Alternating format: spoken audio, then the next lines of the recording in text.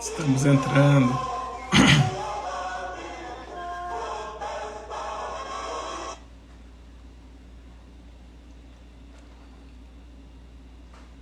Olha o pessoal entrando. Vamos ver aqui. Acho que vai conectar.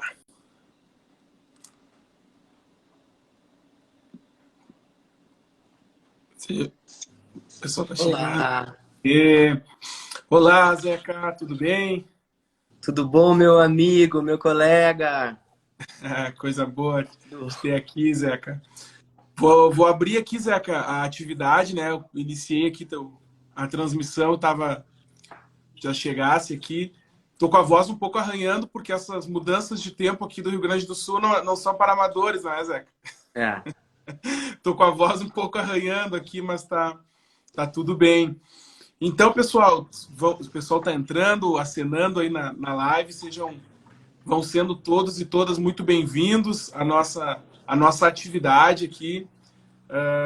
Essa atividade é muito importante destacar, ela surgiu, né, a partir das celebrações do Dia Estadual do Patrimônio Cultural, né? Afinal, agosto é o dia do patrimônio, é o mês do patrimônio, né? Onde celebramos o Dia do Patrimônio através de vários eventos, seja através aqui da Secretaria de Estado da Cultura, seja também, né, através dos municípios, das organizações.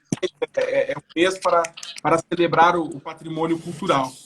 E nesse sentido, então, em conversas com o Zeca, a gente decidiu, dentro da esteira de realizações que o Musecom trabalha, né, através do Cineclube Musecom, a gente organizar uma atividade muito especial, que aí foi apontada aqui para o dia 25 de agosto, marcando, né, os 60 anos, então, do início efetivo assim, da campanha da legalidade, e para discutir, né, vários aspectos que vão girar aí em torno das questões do patrimônio, das instituições de memória, mas também falar um pouquinho sobre cinema, com essa grande presença aqui que está nos brindando, né, com o seu tempo, que é o nosso diretor Zeca. Antes de passar para ti te apresentar, Zeca, dar o teu olá, eu gostaria só de destacar que essa atividade, né, e as atividades, na verdade, que são organizadas e propostas pelo Museu da Comunicação, assim como o ESCine também a gente conta, né, com muitos colaboradores, então é importante a gente destacar que tanto a equipe de trabalho do museu, mas também os nossos demais parceiros, né? Então a gente destaca aqui a presença da nossa associação de amigos, que é fundamental em todas as realizações, e também os nossos patrocinadores, a Rio Grande Seguros e também o Banrisul, tá bom? Então é importante a gente fazer essa menção aí para eles. Agora sim, Zeca, eu passo para ti a bola. Seja bem-vindo, meu amigo. Te apresenta aí para o pessoal e dá o teu alô. Olá, Wellington Silva. Eu sou colega do Wellington na Secretaria de Estado da Cultura. O Wellington dirige o Museu da Comunicação e eu dirijo o Instituto Estadual de Cinema e a Cinemateca Paulo Amorim, que estão diretamente ligados ao Museu da Comunicação José Hipólito da Costa, porque tudo aquilo que a gente trabalha, que é o audiovisual, tem no Museu da Comunicação o espaço físico de resguardo da memória, de preservação, de continuidade, de armazenamento de tudo aquilo que se produziu, né, nos últimos 100 anos, ou alguma coisa daquilo que se produziu nos últimos 100 anos. Então, nós, Wellington, temos relações institucionais muito diretas, assim, né? Temos um papel conjunto que toca no audiovisual, na preservação, tu mais ainda na questão da preservação, mas eu também pela Cinemateca estamos tentando em conjunto, né, buscar essa pauta da memória e tornar ela mais viva dentro do universo das políticas públicas do audiovisual. Então, eu sou realizador de cinema, trabalhei como diretor, roteirista, até assumir essa função de diretor do Instituto Estadual de Cinema, então venho do campo audiovisual e tive uma experiência como realizador que foi fazer o filme da legalidade, que hoje a gente está aqui também pontuando historicamente esse episódio, né, Wellington, que toca diretamente na comunicação, então, na história da comunicação brasileira.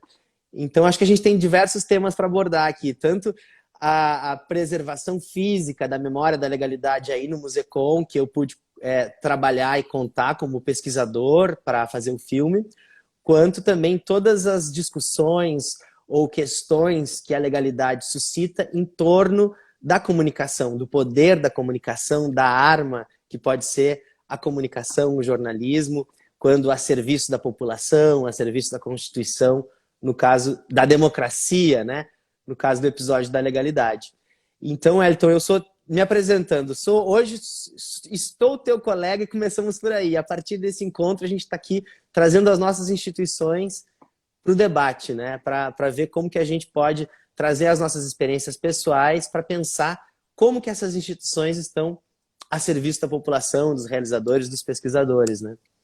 Perfeito, Zeca. Muito obrigado aí pela tua introdução. Até é importante destacar, né, tanto o IECine quanto o Musecom, né, a gente tem muitas atividades, assim, né, historicamente essas duas instituições sempre tiveram uma relação muito forte e a gente vem, né, sempre há bastante tempo, assim, tentando estreitar ainda mais esses laços, né. Essa atividade a gente até apontou hoje aqui para o Instagram, porque a gente gostaria de trabalhar assim com um roteiro um pouco mais aberto e fazendo um grande bate-papo sobre esses elementos, né? Então a gente decidiu trazer um pouco para cá essa atividade. Mas então, Zeca, acho que um pontapé inicial interessante para a gente trabalhar hoje, né, é trabalhar um pouco da realização do teu filme, o Legalidade, né, um dos teus trabalhos, assim, que ele passa, né, agora falando aqui como um espectador, né? Ele trabalha diversos elementos, né? Assim, ele tem muitas camadas assim dentro da sua realização e eu acho que tem várias delas que eu gostaria de trazer assim, porque me despertou muita curiosidade assim de saber como é que foi, né, os processos de pesquisa e um pouco também do potencial criativo que tu colocasse ali, né? Sobre na hora de gravar. Mas antes de tudo, assim, eu queria que tu contasse um pouquinho pra gente como é que foi assim, ter a ideia para gravar o Legalidade, o que te motivou, né, a realizar sobre esse assunto, né? Eu acho que é importante contar, assim, para o pessoal trazer que é um tema, né, que ele é muito presente aqui na memória do nosso estado, né? Hoje mesmo estávamos, eu e a Renata Veleda, que é servidora do Museu da Comunicação, estávamos pesquisando ali um material para uma futura exposição, que depois eu vou poder contar um pouquinho melhor para vocês, e estávamos passando em algumas páginas lá da Legalidade, e ao passar por essas páginas, né, tinha uma manchete que era assim, né, a democracia vem do Sul. E então, assim, algo que ficou tão marcado mesmo com uma raiz tão geográfica, né? Enfim, queria abrir com essa pergunta, assim, para ti saber o que te motivou a produzir esse filme, né? Tua relação com essa temática também. Acho que vem dessa palavra que tu falou, memória. Vem de uma relação afetiva, de uma memória afetiva, de algo que eu não vivi, mas que estava presente no imaginário familiar. Meu pai também não viveu, mas de alguma maneira viveu. Sabe aquela coisa assim que estava no interior e aquilo estava acontecendo, ele estava numa escola rural e ele acompanhou tudo pelo rádio, aquilo marcou a vida dele e trouxe ele para o trabalhismo, para uma ideia de pensar a dinâmica social através dessa conciliação do capital e do trabalho, que é o trabalhismo do Brizola. Então, eu vim de uma família trabalhista, assim, meu pai era muito trabalhista, então a figura do Brizola, a imagem do Brizola sempre esteve muito presente, era algo afetivo. Fazer um filme, Wellington, quando a gente vai fazer um filme de longa-metragem, é certeza que vai ter que conviver com aquele tema há muitos anos. Tanto para levantar o projeto, para fazer acontecer, para transformar em roteiro, depois para filmar, e depois que está pronto é conviver para o resto da vida com aquilo. Então, mesmo sendo uma história muito interessante, eu acredito que o que me motivou foi a questão afetiva. Foi o fato de eu estar, de alguma maneira, respondendo questões que tocam a minha ancestralidade, que chegam no meu pai, que chegam... e também tem uma questão afetiva das muitas pessoas que gostariam de ter essa história contada e por N motivos essa história foi tirada de lado da cena da historiografia oficial brasileira. Então, ela se manteve viva na memória oral, se manteve viva nas histórias daquelas pessoas que haviam, né, testemunhado aquilo, mas durante muito tempo como um tabu, assim, como um tabu social brasileiro. Durante todo o período da ditadura militar, os protagonistas desse episódio, eles eram os antagonistas daquele período histórico, né? Então eles foram perseguidos, foram torturados, foram presos, alguns foram assassinados. O Brizola viveu 15 anos de exílio. Então, tinha uma questão de memória e de justiça a ser feita por essa memória. Eu acho que esses elementos somados, então há uma grande história, porque o episódio da legalidade ele tem aspectos cinematográficos, Wellington. Acontecem grandes movimentações. O Brizola sozinho mobiliza milhares de pessoas. As pessoas vão para as ruas. A cadeia da legalidade ela toma o Brasil inteiro. Ela começa como um efeito dominó. Vai para Porto Alegre, depois vai para o interior, depois sobe Paraná, Santa Catarina. Daqui a pouco o Brasil inteiro está em rede, mobilizado e consciente do que estava acontecendo. Então ela tem elementos visuais muito cinematográficos. O povo na frente do Piratini, as armas, né? O Brizola indo requisitar as armas da Taurus. Elementos cênicos de mise-en-scène que pedem um filme. Aquela coisa, por que esse filme não foi feito antes? Primeiro, porque a gente viveu muitos anos de repressão onde essa história não podia ser contada. E depois, porque ela exigia uma reconstituição, ela exigia um aparato técnico de direção de arte, de cinematográfico muito consistente para poder fazer ela. Então, eu acho que também foi um momento onde o cinema gaúcho tinha estrutura, ali no ano de 2017, que a gente filmou o filme, é um momento que a gente tem que pensar também historicamente no cinema brasileiro, um momento auge ali da Ancine, dos investimentos públicos, da possibilidade de se fazer uma realização com aquele custo, com aquela mobilização de equipe. Logo depois, acontece um abismo assim, de paralisação de produção. Eu tive muita sorte de conseguir fazer o Legalidade não muito próximo do seu tempo, com distanciamento histórico, mas também no limite do distanciamento histórico, porque o Brasil veio abaixo depois de 2019 em termos de política pública para o audiovisual.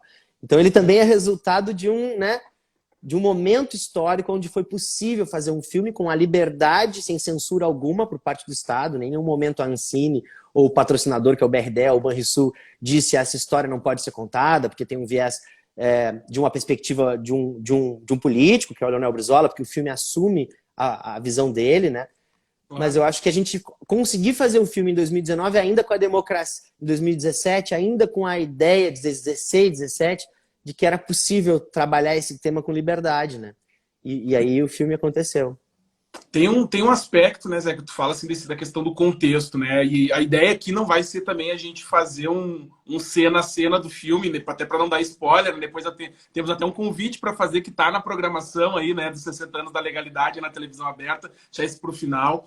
Mas eu gostaria eu acho que tu traz, assim, né, tentando, sem dar muito spoiler, assim, mas no início, assim, da trama, também, e também no encerramento dela, ali se trabalha alguns aspectos que eu acho que marcam muito a ideia da legalidade, porque é um período de transição.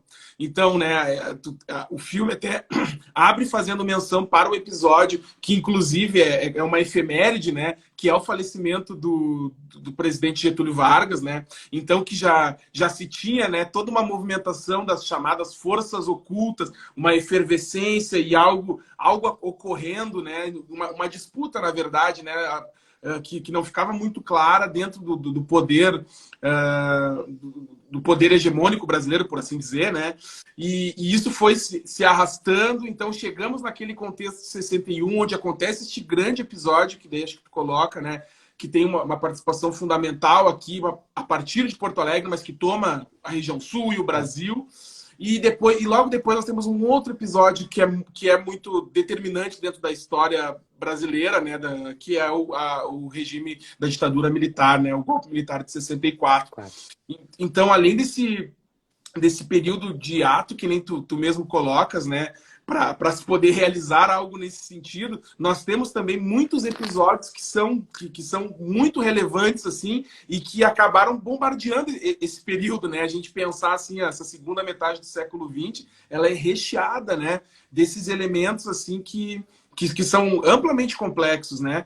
E que estão correlacionados, e aqui a gente está falando também de Brasil, de Rio Grande do Sul, mas a gente sabe que, e o teu filme aborda isso também de maneira muito interessante, o quanto existe também uma trama que perpassa para além, né, desse território nacional, né? Então, assim, tem esse retrato do que está acontecendo também no... Não, total, Elton. É importante tu falar no Getúlio, né? Porque esse Brasil que a gente trata ali na legalidade é um Brasil, é importante a gente pensar isso, que até de 1930 a 1980, o Brasil foi o país que mais cresceu. O Brasil, com todas as contradições da era Vargas, é inegável que o país, em termos de potência, de 1930, ele passa a ser outra coisa, ele passa a ser um país em ascensão, em termos de autossuficiência, de industrialização, né, de buscar uma identidade nacional também, um senso de país, de unidade nacional. A Rádio Nacional se liga à ideia da Rádio da Legalidade, né, um momento histórico onde a rádio é o grande instrumento de comunicação. Mas é importante a gente falar nisso. E esse país que está em ascensão, que está em crescimento econômico, obviamente vai atrair os interesses, como diria o Leonel Brizola, das potências internacionais e entra nesse ambiente de Guerra Fria ali após 44, após a Segunda Guerra Mundial. Isso fica, né, em 61 muito evidente, muito evidente. Então não é à toa que o Brizola, o Wellington, nesse momento histórico, isso a gente pode falar, porque tem um distanciamento, essas informações elas vão chegando com o tempo, mas 50 anos depois do episódio da legalidade, ou seja, 10 anos atrás, a CIA revelou documentos internos, assim, até então inéditos, em que se coloca o Brizola como o segundo homem mais investigado naquele período, depois do Che Guevara. Então, nós estamos no Rio Grande do Sul, naquele momento, era protagonista de uma situação global ali, de dinâmica política. E o Brizola, ao encampar, né, ao estatizar a empresa de telefonia e a empresa de energia elétrica, ele chama definitivamente a atenção dos Estados Unidos. É importante dizer isso, né? A CRT, a CE, elas eram empresas americanas que prestavam um péssimo serviço e o Brizola vai lá e estatiza elas, paga $1 pela estatização simbólico, né? Porque tinha uma dívida, um passivo, e ele vai lá por $1 e estatiza. E aí, isso gera uma dinâmica de geopolítica internacional que vai resultar numa emenda na Constituição americana, emenda Hickenlooper, que é uma emenda que vai dizer que países que tomam esse tipo de atitude não podem ter acesso ao FMI, aos fundos e aos fundos do Tesouro Internacional para financiamentos. E isso vai resultar, inclusive, depois, em 64, no motivo pelo Brizola ser julgado, né, pela ditadura militar, por ter... e a gente precisa dizer isso também, que a ditadura militar, civil-militar de 64 a gente sabe, historicamente, teve a participação dos Estados Unidos também, né, na orquestração, até a própria tortura no Brasil foi introduzida, né, com financiamento e com conhecimento de empresários norte-americanos. O cinema tem ajudado muito isso, né, Wellington, a contar essas histórias não contadas, a olhar contrapelo aquilo que a historiografia oficial deixa de lado, tenta abafar, tenta não contar. Isso é importantíssimo. E eu digo isso, Wellington, com muita tranquilidade histórica e muito feliz, porque o Legalidade estreou nos Estados Unidos. Tentei entrar em outros lugares e o país que melhor entendeu esse filme foi os Estados Unidos. Então ele estreou em Chicago, ele passou em vários festivais lá, um ano depois ele ganhou um prêmio de júri popular em Chicago também. Teve muito debate envolvendo diplomacia cultural em torno do filme.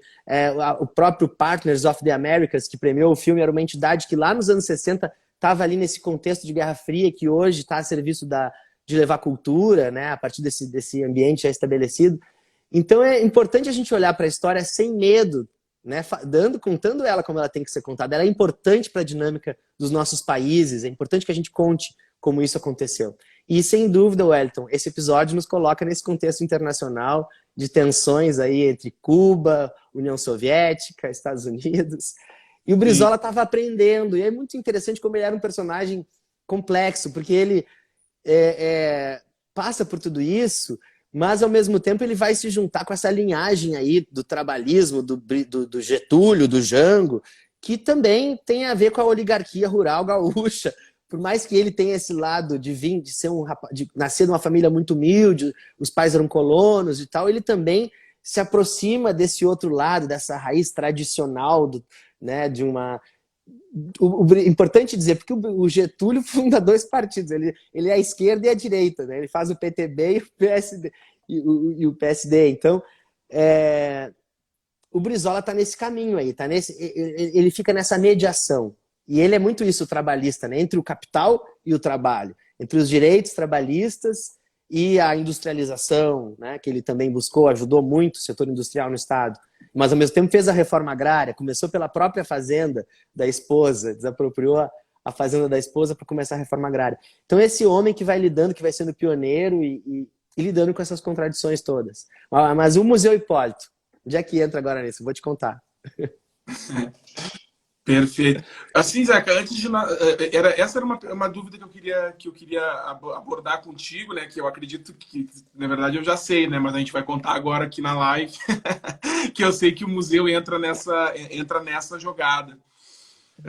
Quando, né, ao desenvolver o filme, assim, né? Então, bom, tu tinha essa relação afetiva com a temática, né? Algo que estava presente na tua família, que tu certamente passou pela curiosidade de ir atrás e conhecer mais sobre esse assunto, e aí chegou na etapa mesmo de começar a colocar as etapas do projeto na rua, por assim dizer, né? A executar esse projeto através de suas etapas.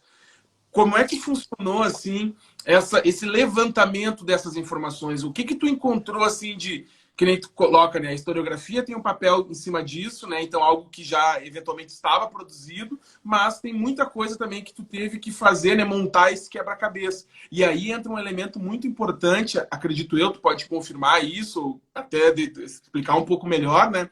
De também poder articular essas diferentes fontes de produção, né, que relataram a legalidade, porque a gente vai ter na legalidade, isso está muito bem expresso no filme, né, uma presença muito forte da imprensa, mas a imprensa também através das suas diversas faces. Então, tem toda aquela mescla ali entre a produção fotográfica, a produção do audiovisual mesmo, então, que são as imagens que foram captadas, né, em movimento. Nós temos as colunas, né, a presença dos jornalistas, né, que escreviam essa história, né, e faziam tanto mais, né, que são bem retratados ali. Então, eu queria que tu contasse para nós, porque como é que foi esse processo, com que instituições tu te aproximou, com que pesquisadores, pesquisadoras, né, onde é que foi como é que foi mais ou menos esse teu caminho?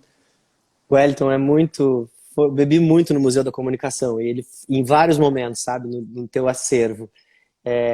Em 3 momentos eu destaco. Num primeiro momento de pesquisa para escrever o roteiro, tanto as fontes visuais, né, os fotógrafos, tu me listava hoje mais cedo a listagem dos fotógrafos que trabalhavam no Piratini, eu não lembro todos os nomes, mas, por exemplo, os câmeras, né, eu lembro de 3. E aí a gente com esses 3 que estavam lá, como o episódio da legalidade foi paradigmático e de alguma maneira atraiu pessoas que depois foram ser definidoras de vários caminhos, né?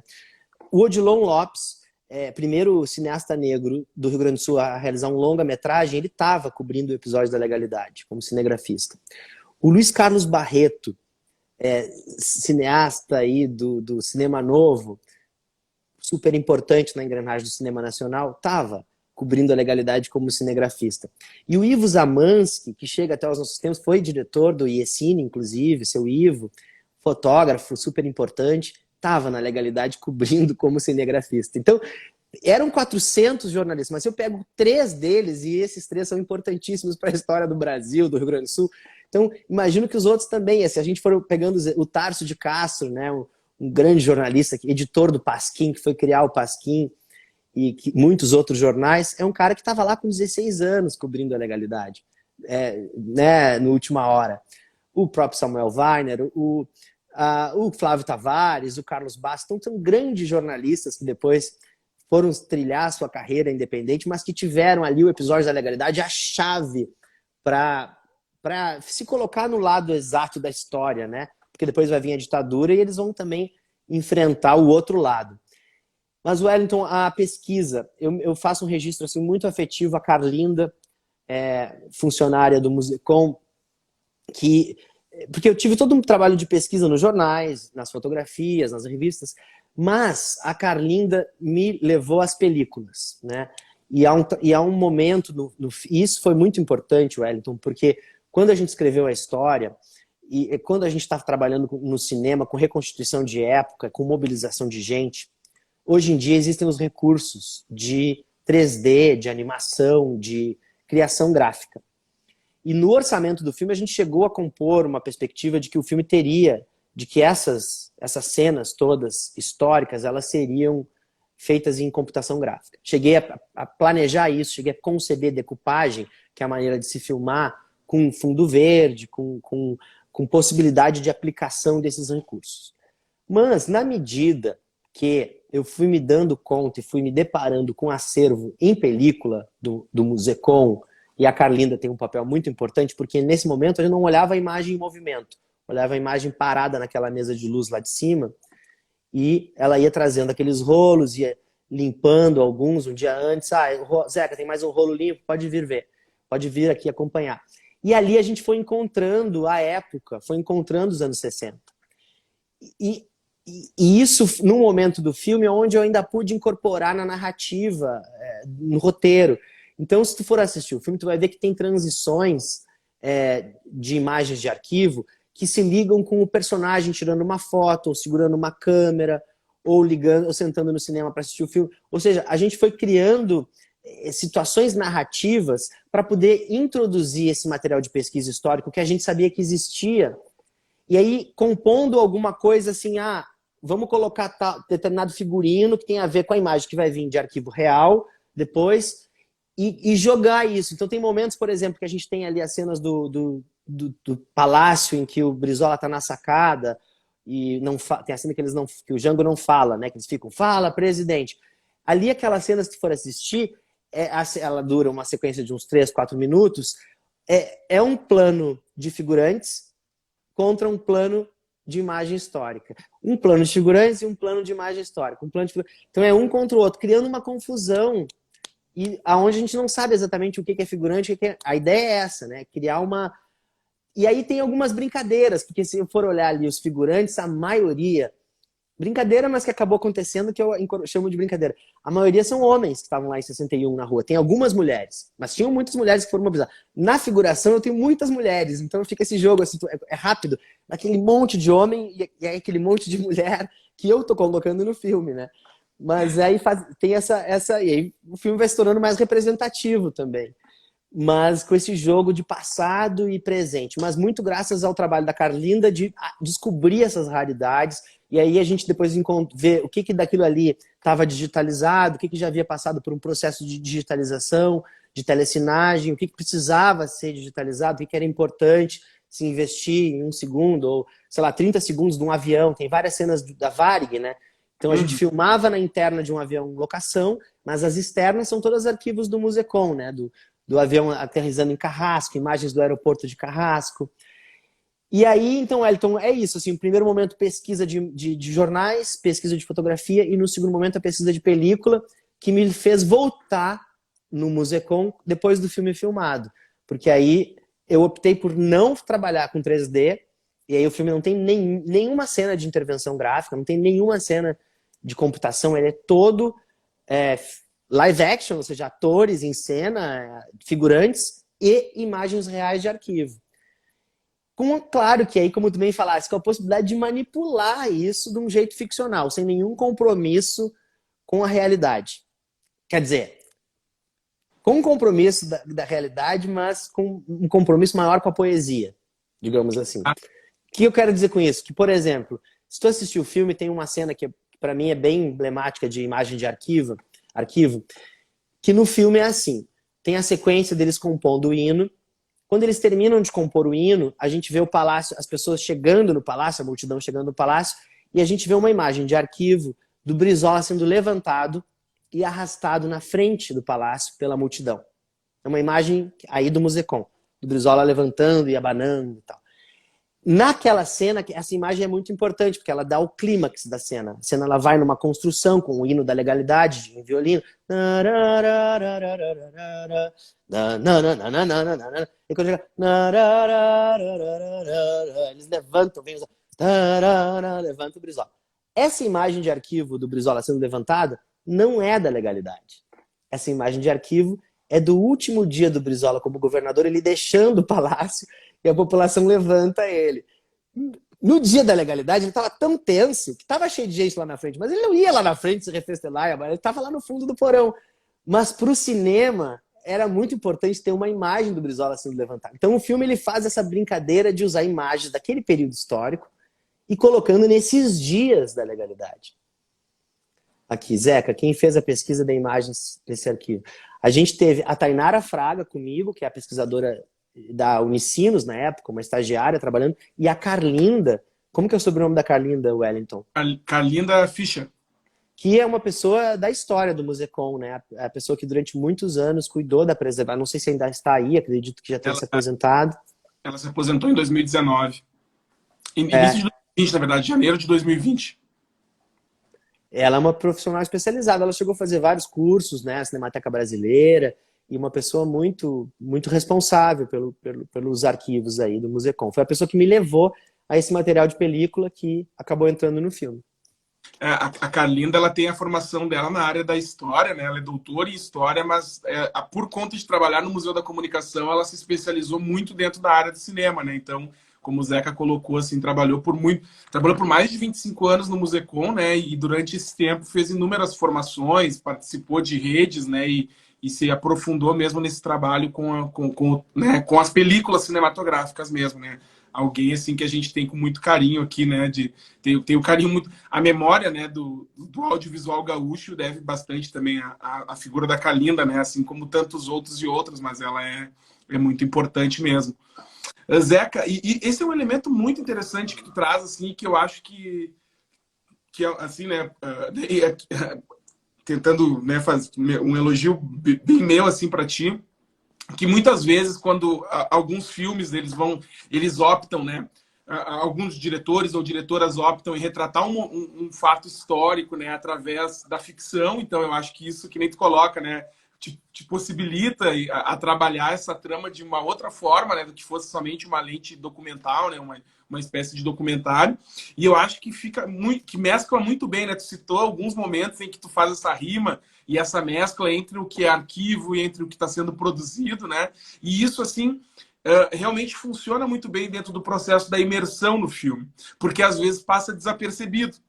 Né? Tem horas que obviamente são mais marcantes, né? Mas assim, outras assim, né? É mesmo assim, tu brinca muito, que nem tu colocou, né? Tu brinca muito com isso, assim, e isso é muito interessante, assim. Tem um elemento, Zé, que me deixou curioso, até sobre isso a gente nunca conversou, né? Tô colocando aqui as perguntas para ti, assim, né? De sopetão. Mas assim, uma das coisas que a história, né?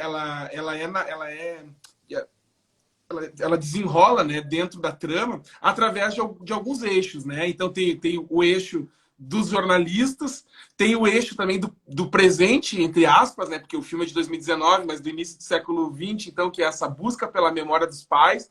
Então eu queria saber um pouco, né, de maneira mais geral, assim, né, como tu achar que é interessante, mas como é que foi para ti, assim, essa composição de contar essa história através desses eixos, de usar o passado e o presente, de usar a lógica, né, dos profissionais da imprensa, né, e também diremos assim, dessas forças ocultas que tu está retratando ali, um pouco das forças ocultas também presente no nosso dia a dia, né, através da espionagem, através, né, da infiltração, por assim dizer, e ao mesmo tempo que vai se conduzindo toda a trama política que é o objeto do filme, né? Então a legalidade, a campanha e esse sentimento de temer pela democracia é o que está em voga, né? É o que nos coloca aflito ali na frente da tela, mas existem outras histórias que estão sendo conduzidas ali. Como é que foi optar por isso, né? Optar pela legalidade, já falou que é maravilha, né? Que é uma coisa muito tua, mas como é que tu definiu um pouco disso? Pois é, Wellington, porque assim, o episódio da legalidade ele acontece em 61, né? Mas ele, como eu te disse no início, ele vai ter desdobramentos, né, em 64 e consequências gravíssimas na vida das pessoas a partir de então, durante todo o período da ditadura. Então, quando eu fui pensar na história, eu e o roteirista, o Léo Garcia, que é o roteirista junto comigo, a gente pensava assim, bom, essa história ela está muito viva para quem nasceu nos anos 40, 50, 60, talvez, mas ela, como que a gente faz com que ela chegue no tempo atual, nas gerações de hoje, com sentido histórico e com esse peso das consequências do que veio depois, né? Então aí a gente, por isso a necessidade, achamos que seria interessante criar uma personagem no nosso tempo, que na verdade não é bem no nosso tempo, é em 2004, né?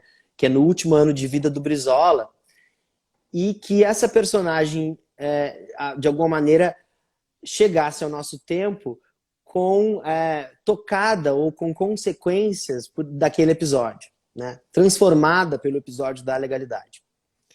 E aí a gente cria essa personagem, que é a Letícia, que faz, a Letícia Sabatella, que na trama do filme é uma personagem que nasce depois de 61. Ela nasceu bem depois. Ela nasceu na ditadura, né? mas ela perde os pais na ditadura, os pais são perseguidos, são torturados, mortos, e aí é naquele contexto da Comissão da Verdade também, uma ideia de direitos humanos que se passou pelo Brasil ali nos anos 2000, de tentar olhar para essa história, para esse episódio e tentar curar algumas feridas, tentar soprar um pouco, né, nas feridas ainda abertas. Então, o filme a gente tentou trazer então essa relação com o que aconteceu realmente no Brasil, aqui nos anos 2000, naquele período ali em que a Comissão da Verdade foi constituída, e trazendo todos esses elementos da historiografia nacional que nos levassem a entender o 61, o quão grave poderia ter sido, ou quão grave foram as consequências, independente do que aconteceu, daquele rompimento com a democracia, né, com a Constituição, com aquela tentativa de rompimento. Então, por isso a necessidade dos tempos. Aí, isso também tem a ver com a engrenagem da maquinaria cinematográfica, né? De optar por uma história que ela não é cronológica, né? O filme não começa com a história no início, não. Ele vai mesclando tempos. E aí isso exige do espectador uma atenção maior. E isso é uma maneira também de criar ganchos narrativos, da pessoa seguir assistindo o filme. Mas peraí, mas o que está acontecendo? Mas o que veio? Aí a história, essas lacunas, elas vão sendo completadas nesse vai e vem temporal. Mas o filme ele tem 3 tempos. Ele tem 2004, ele tem 61 e ele tem 30 dias antes de 61. E a maquinaria dele é assim. 61, 2004, 61, 2004, 61, 2004, até chegar no meio do filme. Aí chega no meio do filme, ele vai para 30 dias antes. Aí fica um período ali, 30 dias antes, aí depois volta. 61, 2004, 30 dias antes. 61, 2004, 30 dias antes. É muito maquinaria matemática de roteiro, de pegar e pensar, olha, nós temos 100 cenas, então eu preciso botar 3 cenas nesse tempo, 3 cenas nesse, 3 cenas nesse, e daqui a pouco eu vou jogar para um tempo anterior. Mas eu vou criando no espectador maneiras dele conseguir entender que eu estou num tempo anterior, né? São elementos visuais, estéticos. Então, assim, por exemplo, o filme, ele todo como é filmado dentro do palácio, o palácio ele tem muito vermelho, muitas cores terrosas, assim, o tapete vermelho, as cortinas são vermelhas. E isso é um elemento visual que ele é anterior a 61. Se a gente for pensar os anos 60 é uma paleta mais monocromática, cores claras, Brasília, por exemplo. Brasília, o modernismo brasileiro, né? Não tem nada a ver com o palácio ele é neoclássico. Então eu precisava ter no filme, já que eu estava em 61, porém com todos os elementos neoclássicos que me levam lá para o início do século, quando o palácio foi feito, eu precisava, quando a gente vai para Punta del Este, que é a OEA, de elementos arquitetônicos modernistas. E aí a gente filmou a Punta del Este no Palácio da Justiça, aí em Porto Alegre, que é do Fayette e do Corona, os arquitetos modernistas, que é todo parede branco, de mármore, com fórmulas arredondadas, todo liso, sabe? Completamente oposto do Palácio Piratini, que é neoclássico, cheio de arabescos, né? De decorações, carregado. Mas o Palácio da Justiça, a gente optou por fazer Punta del Este lá, e que não é exatamente Punta del Este, a OEA era uma coisa muito mais simples do que está no nosse filme. No nosso filme parece uma coisa super sofisticada, um hotel de luxo, mas era a necessidade de ir esteticamente ir para os anos 60, ir para a modernidade que os anos 60 significam. Então isso tudo são questões assim da estéticas que dizem respeito a escolhas, né, que o filme traz, mas que ajudam a contar essa história. Então, porque assim, eu estou nos anos 60, mas eu estou dentro de um palácio que é todo vermelho, que é todo barroco, como é o Palácio Piratini, eu tô em qualquer tempo, né? Então eu preciso ter alguns elementos visuais que realmente sejam dos anos 60 para ficar ali, que é o penteado, o cabelo, a gravata, o figurino, mas também é o cenário. Eu vou te contar uma outra coisa, Wellington, que é de mudança poética da realidade para o que está no filme. Tu conhece o Palácio Piratini, lá no porão do Palácio Piratini, foi onde aconteceu realmente o porão da legalidade, né? O Brizola transformou a sua secretaria de comunicação numa secretaria de segurança. Levou o transmissor da Rádio Guaíba para lá e dali ele não saiu, né? Ficou transmitindo e falando e transmitindo o hino da legalidade e tal. O Palácio Piratini preserva até hoje um memorial da legalidade que tem lá um museu tal qual era na época. Quando eu fui fazer o filme, eu cheguei naquele museu e o museu não era... O porão não era o porão que eu imaginava. Eu imaginava um porão, fecha os olhos, como é que é um porão? É uma coisa escura, sombria, com pouca luz, né? Aí eu chego naquele porão, tudo pintado de branco, não tinha nada a ver com o que eu imaginava. E aí mas peraí, mas será que é isso? E aí, andando por locações por Porto Alegre, a gente chegou no porão da prefeitura de Porto Alegre, do Paço, Municipal, né? que tem uma pinacoteca. E Sim, sim. que é um porão... Desculpa te interromper, mas assim, quando eu assisti o filme, eu fiquei, cara, isso aqui parece tanto o Paço Municipal.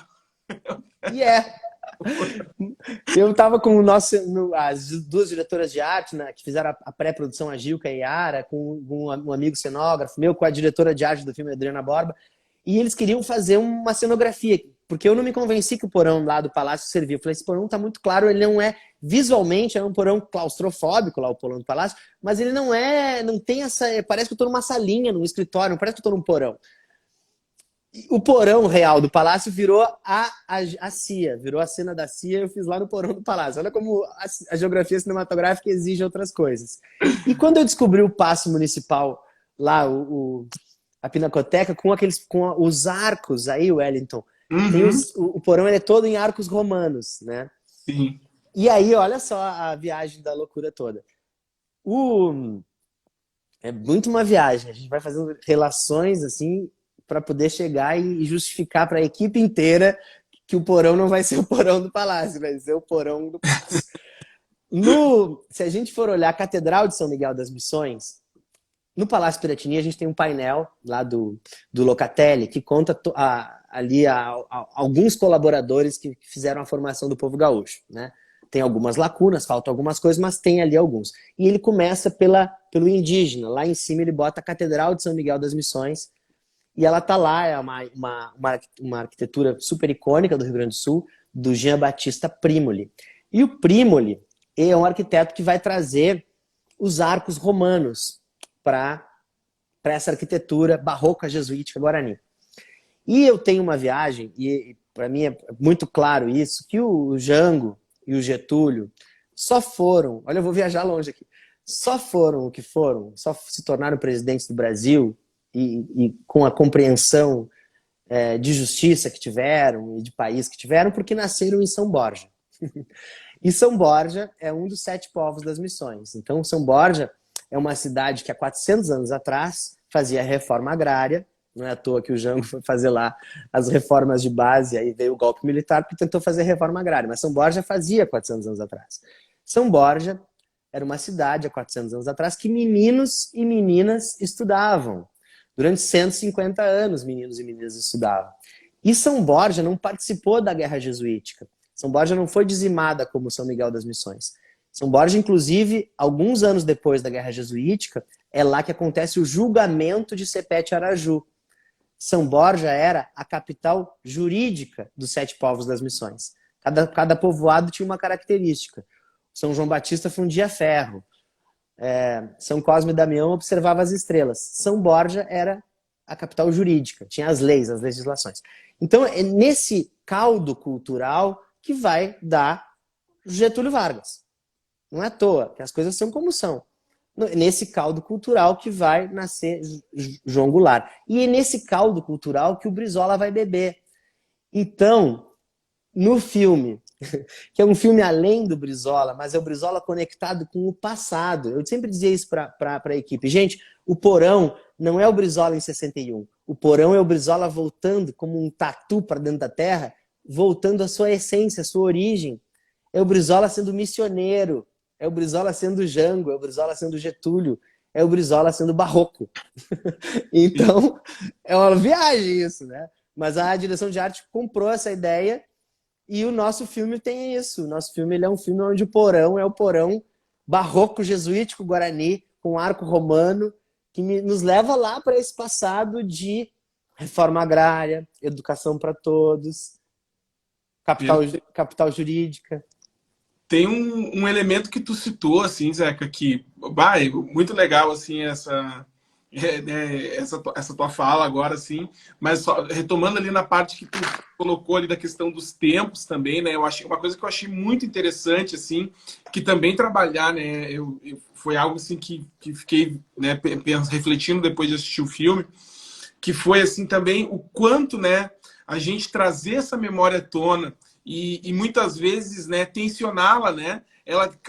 Ela gera desdobramentos concretos na nossa vida, né? E no nosso cotidiano. E isso é muito a vida das nossas instituições de memória também.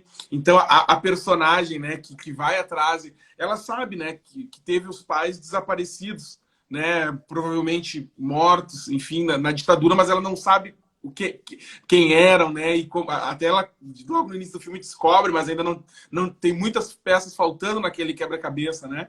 E conforme ela vai descobrindo, o quanto isso gera crises para ela também, né? Por diríamos assim, toda aquela história que ela imaginava, né? Não era bem como ela imaginava, e isso gera desdobramentos concretos para ela no hoje, né? Até no processo de pesquisa dela, onde ela acaba se desentendendo lá com a moça que contribui, né, dentro da pesquisa. Mas depois, assim, e daí também, isso eu acho genial, né? Porque isso é uma. Isso é a grande beleza do meu entendimento, também pirando aqui um pouco contigo, quando a gente consegue, assim, fazer esse casamento, e isso está retratado no teu filme, que é assim, tu buscar a história, tu celebrar a história e a memória, mas tu celebrar isso com as pessoas ou com agentes, né, que construíram aquilo. Que é o momento, assim, que depois de toda a pesquisa ela vai lá conversar, né? Ela vai falar com o O grande Brizola. agente, né, que protagonizou tudo aquilo e vai basicamente assim, né, estruturar assim, e ela vai conseguir entender tudo o que aconteceu, né? Então Engraçado. a gente brinca muito, isso na verdade, isso também não é brincadeira, assim, né? O pessoal, a literatura, né? A, a teoria museológica, ela está muito baseada nisso também, no sentido de que entender o museu não só como o espaço de guardar o passado, mas de acontecer e de acontecer essa catarse para gerar o presente e o futuro, né? Então, assim, e aqui puxando então de volta também para as questões ali do museu, né? Tu colocou assim a presença da Carlinda, que aí entra além assim, né, de um lindo trabalho que ela sempre desenvolveu, mas assim a função do museu desde a década, né, ele foi criado né, pouco tempo depois, por assim dizer, ali do próprio episódio, né? Então assim reservar e preservar essa memória do que foi produzida no Palácio Piratini, pelos poderes, no que toca à comunicação, mas assim, o teu filme também é um exercício de catarse, né? Nesse sentido, assim, pode não ser como é uma catarse poética também, né? Ela não necessariamente ela vai trazer os agentes especificamente, né, para dentro do museu ou para essa produção, mas ela vai trazer a memória e ela vai fazer a catarse nesses processos de memória. Então, pegando coisas que estão no museu, criando coisas novas, obviamente as referenciando, né, ao que se tem dentro da historiografia, e isso, né, possibilita ao público espectador conhecer mais essa história. Porque, como tu falou, a legalidade, né, ela hoje completa 60 anos, né, então dessa data que está sendo, né, desse período que está sendo retratado ali no teu filme, né, existem esses registros em vários suportes, mas assim é uma memória que hoje ela já não é mais tão popular, né? Não é todo mundo, porque as pessoas, os ciclos geracionais estão sempre girando, né? E muita É. gente assim sabe da legalidade, sabe do Brizola, mas assim não consegue conectar muito bem como isso opera, né? E o teu É. filme eu acho que é um grande convite, né, para a gente conseguir assim através de uma abordagem, né, dimensionar esse todo e aí, né, ao prazer do freguês, por assim dizer, né? A pessoa pode mergulhar ali em várias questões, né? E desdobrar para outros lados. Eu acho, Wellington, é uma coisa que me acompanha na vida é a metalinguagem, assim, uma coisa que de alguma maneira acaba aparecendo na minha produção em algum momento. E agora tu falava, né, lembrando da personagem da pesquisadora, ela tem até algumas falas que são meta-falas no sentido da pesquisa, né? Ela diz assim, preciso procurar as fontes, ela não está tem umas informações digitalizadas. Ela diz, as informações todas que eu tenho são digitalizadas. Então ela desconfia dessas informações, mesmo digitalizadas. Ela quer chegar nas fontes. Aí ela vai, aí no segundo momento ela chega nas fontes. quando ela chega nas fontes, e as fontes, por mais que elas existam, sejam palpáveis, elas são imprecisas também, né? E aí o terceiro momento é ela ir no ser humano, que talvez seja o elemento mais impreciso ainda, porque a memória humana vai somando coisas e tal. Mas é a relação afetiva, né, que ela vai desenvolvendo, a chave que tu falou, que uma coisa vai levando a outra. E o pesquisador é esse ser inquieto que não se satisfaz mesmo quando ele chega nas fontes, assim, ele desconfia, né, que é possível que haja mais um passo. E acho que essas três vertentes, então olhar por tudo que é para o material que existe já depurado, tanto digitalizado, ou que já é, no caso na pesquisa do filme, já virou livro, né, as bibliografias, os livros, as teses, como olhar para as fontes brutas, né, as fotografias, as películas, como conversar com as testemunhas da história. Esse processo que a personagem vive no filme é o processo que a gente viveu para fazer o filme. Então é essa questão de metalinguagem. E ela é uma pesquisadora, né? Nós tínhamos pesquisadores ali fazendo. E que interessante que tu sacou isso também, porque é essa chave, né? De brincar com elementos que estão fora e de usar esses elementos para nos levar para elementos que estão dentro do filme, mas que agora o filme como um documento histórico, mesmo sendo de uma obra de ficção, ele articula vários documentos históricos, ele se propõe a dizer quais são as fontes, mesmo sendo uma obra de ficção, a gente lista lá no final a bibliografia, os livros que a gente tirou as falas e tal. Ele é uma obra de ficção que tem essa articulação, né, essa catarse, como tu disse, e que acaba levando o espectador curioso a outros elos, né, a outros caminhos.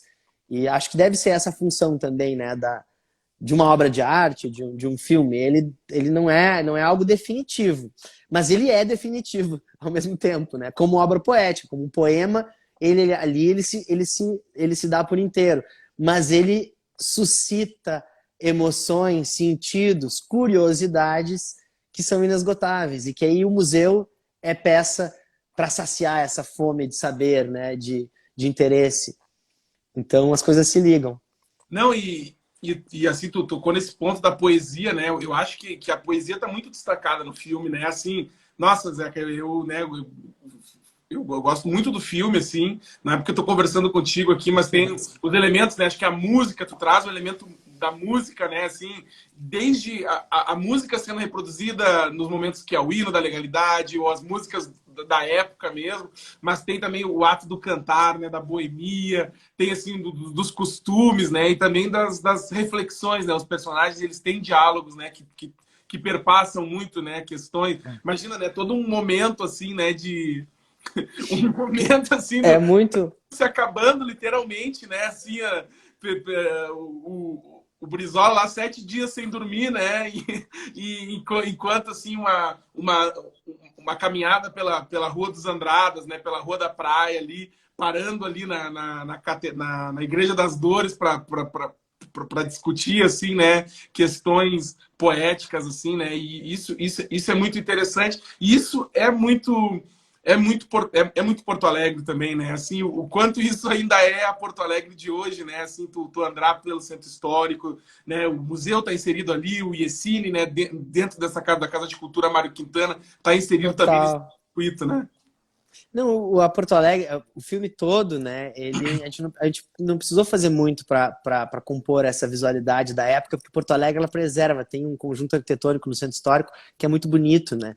E que com determinadas dressagens, um ângulo correto, a gente consegue jogar para a época. E o filme, como tu falou da trilha, Wellington, também a trilha geralmente é um problema num filme, eu digo em questão de concepção de pré-produção, porque quando você vai fechar um filme e você vai utilizar a trilha pesquisada, né? No caso, trilha que não é composta, não é trilha original, isso envolve orçamento. Geralmente é algo que é algo complexo na engrenagem da produção, porque envolve licenciamento do compositor, do direito autoral, e da gravadora que detém aquele selo, né? Aquela versão daquela música. Então são dois custos. E esses custos geralmente são espelhados. Então se a gravadora cobra 2.000, geralmente o compositor cobra isso também. Eles se baseiam, né, no valor de um do outro. E no filme, como a gente tem essa complexidade da época, isso é uma coisa que quando a gente vai compor um orçamento com a produtora, ela vai te perguntar, mas qual é a tua prioridade, né? Isso ou aquilo? Tu quer investir em elementos visuais ou tu quer investir em elementos sonoros? Tu quer fazer uma computação 3D, né? Imagem de arquivo e tal? O que vai ser? E uma das coisas que eu me lembro que também na minha concepção estética, junto com a direção de arte, com a fotografia e tudo mais, para levar a época e para o roteiro, é o entendimento de que a trilha sonora nos ajudaria nisso. E que se a gente estava optando por não investir em 3D ou em computação gráfica, e sim em pesquisa, isso acabou resultando num custo menor, porque refazer a 300 mil pessoas em 3D é mais caro do que digitalizar uma imagem do Musecom. Então, mesmo sendo caro, acaba sendo ainda mais vantajoso trabalhar com imagem de arquivo. Então, tinha um recurso ali para se pensar, e eu cheguei num consenso com a produção de que nós iríamos em trilha sonora, que seria um elemento importante. Então, caiu a chamada? Eu tô te ouvindo, Zeca. Ah, tá. Deu uma pausinha aqui. Uhum. Então, nós investigamos. Então, a diretora musical comigo, que é a Rita Zart. Nós temos, por exemplo, Elvis Presley no filme, né? Now or Never. Que nós temos o loop, o Esses Moços. Acho que é isso, né? Não, Esses Moços não. Que Agora... milhões de diabinhos torturando. Nação que agonizando. Bom, mas a gente tem loop no filme. E o personagem canta o loop no filme, né? Então tá na letra, tá na boca do filme. A gente tem o hino da legalidade, que tem compositores, a família da Lara de Lemos detém os direitos. Então tudo isso a gente entendeu que era necessário para a gente chegar naquele período histórico, que a gente tivesse esses elementos sonoros, que isso ia ter um custo, que isso era um investimento importante. E então isso tá concebido no roteiro. Esse filme é um filme que os filmes não costumam ser feitos assim, Wellington. Geralmente tu tem uma trilha que é referência para o ator ensaiar, que é o clima daquela cena, mas que é referência. Na hora de fechar o filme, você vai comprar, vai compor algo parecido, ou vai buscar algo mais acessível e tal. Nesse filme não. Nesse filme a gente entendeu que aquilo era um investimento importante e os atores ensaiaram com as músicas que estão no filme. Então, eu acho que isso dá um sentido e uma sinergia, deixa a coisa mais orgânica, tá? Tem uma força aí de presença da música que eu acho que é quase metalinguagem também. O personagem cantar, e aí a música entra extra-diegética, como se fosse a voz de Deus, na cena, é metalinguagem, é Brecht, é dizer assim, isso aqui é cinema, né? Isso aqui tem uma manipulação, mas o personagem brinca com esses elementos. É um pouco isso, assim. Muito sutil, mas tentando fazer isso. Essa cena é muito bonita mesmo, assim. Bueno, Zeca, nós estamos quase fechando uma hora aqui. Eu até nem... Eu não sei, acho que o Instagram ele notifica aqui a seguir, né? Quando a gente estiver aí passando para o encerramento. Mas a gente está falando, né? Desse filme, desse episódio que é tão importante. Então eu queria... Dá o serviço. Oi? Dá o serviço.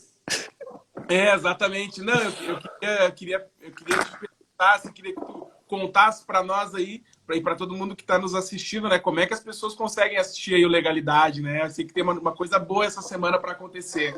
É muito legal isso. O filme foi patrocinado pelo Banrisul, assim como o Musecom, e pelo BRDE. E eu fico muito feliz que a gente vai poder exibir na TV pública do estado do Rio Grande do Sul, na TVE, gratuitamente, uma sessão que está sendo oferecida pela produção, pela distribuidora, no sábado, dia 28, às 10h30 da noite. Então, quem quiser assistir, pode assistir pela TVE. Quem não pega, está no município que não pega a TVE, pode assistir pela plataforma, pelo site da TVE, que eles retransmitem a programação ao vivo, ali pelo www.tvrs.com.br. E o filme também pode ser assistido, Wellington, na Globoplay. Quem é assinante da Globoplay pode ter acesso ali no catálogo do Canal Brasil, do Telecine. Ele está no Telecine Play também.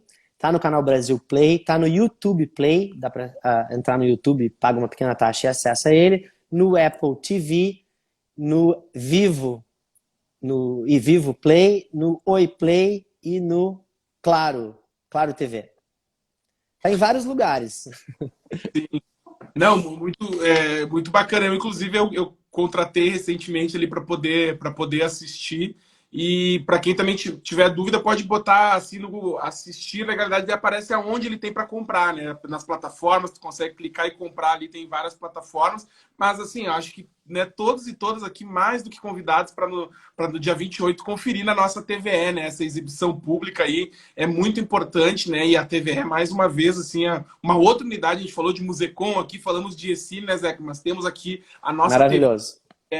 que é muito importante na memória da comunicação gaúcha e segue sendo, né? Ela é importante naquilo que aconteceu e segue sendo importante naquilo que acontece.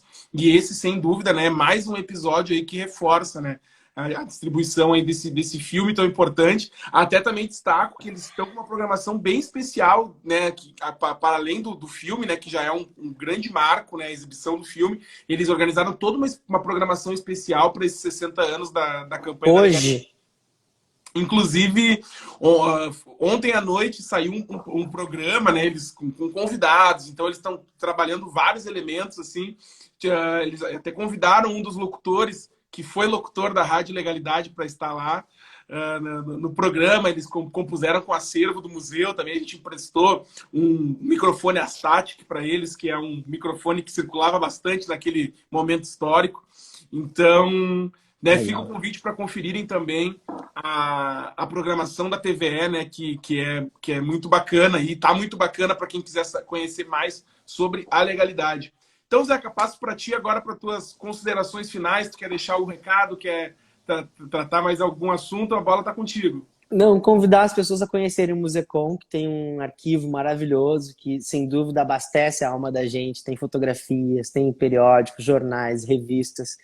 E conhecerem a Cinemateca Paulo Amorim, quem não conhece, está com uma programação de filmes maravilhosa. Então, esses órgãos públicos da SEDAC aí, que ficam ali na Rua da Praia, Musecom e Cinemateca Paulo Amorim, abertos para a população e com muitos conteúdos, com um acervo histórico maravilhoso. Obrigado, Wellington. Eu te agradeço, Zeca. Reforço tanto o convite também, né? Venham, que nem o Zeca falou, passar uma tarde aí no centro histórico da cidade. Temos vários equipamentos ali da secretaria à disposição de vocês, né? No Musecom também, curiosamente, a gente está em circuito com uma exposição que mostra um pouquinho da produção em cinema analógico, né, Zeca? Com vários equipamentos curiosos lá para quem quiser conhecer. E adianto aqui, né, nesse super encerramento aqui, que até já me alonguei, mas dizer que final desse ano, né, em dezembro, a gente pretende estar apontando uma exposição nova e que vai trabalhar muito com essa linguagem, vai trabalhar a legalidade também, pensando, né, as crises na comunicação, né, o quanto a comunicação ela é papel presente, né, a imprensa ela é presente nas crises que a sociedade vive e é importante também para depois a gente saber que essas crises existiram. Então, fica já esse spoiler aí para vocês.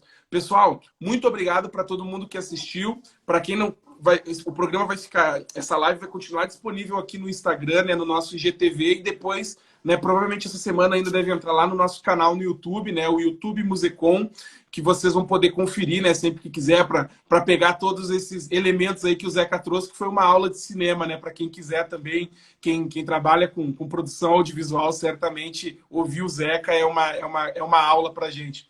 Então, Zeca, muito obrigado, pessoal, e até a próxima. Wellington, feliz em virar memória e morar no teu depositório digital a partir de agora. Valeu, tchau, tchau.